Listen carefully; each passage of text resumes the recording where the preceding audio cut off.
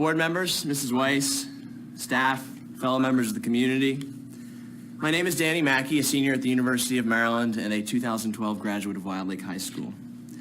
I come before the board today to talk about the topic of accountability, a value that should be held paramount in the arena of public service and community dialogue. Last week, I experienced something truly troubling, which I wish to state on record here before moving into further points on this important topic. As you know, the board voted 5-2 last week to approve Dr. Fusa's 4-year contract extension.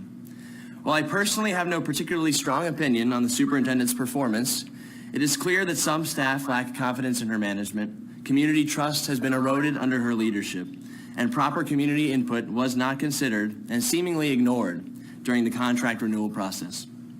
I called the Board of Education and asked if I could speak on the public forum at last week's meeting.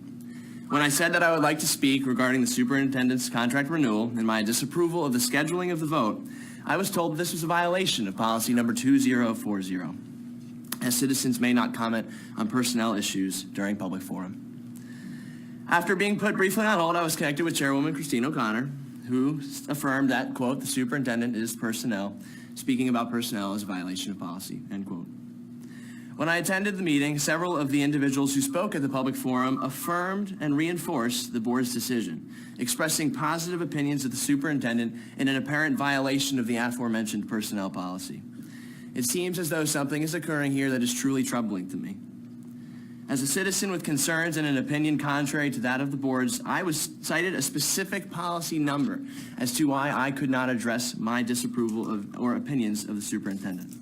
It seems, however, as though this policy may be overlooked so long as the individuals willing to speak agree with Mrs. O'Connor and/or the majority of the board. Concerned community members were not permitted to enter a suspiciously full boardroom. In a bizarre sequence of events, a member of this board encouraged input from the crowd during dissenting testimony.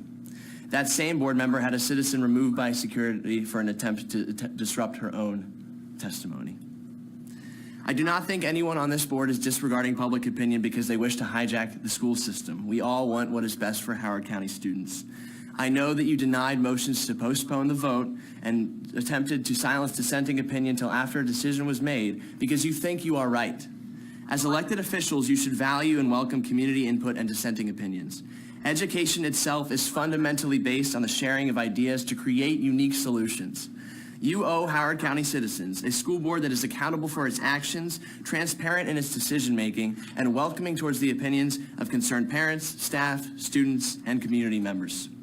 I look forward to coming before the board at future meetings to discuss important issues facing our schools, from closing the achievement gap to ensuring a strong STEM education program, I'm wrapping up, to encouraging a well-rounded education and everything in between. Just yesterday, the Howard County delegation in Annapolis voted unanimously to bring a bill before the Assembly that would launch a state investigation into the handling of public information by this school system. I will be returning to speak on the topic of transparency at a future date as well. I look forward to your response regarding the lack of community input and apparent contradiction in policy that occurred last week. I hope you will consider my thoughts regarding community input and be more willing to listen to the opinions of others in the future. Thank you, and God bless you.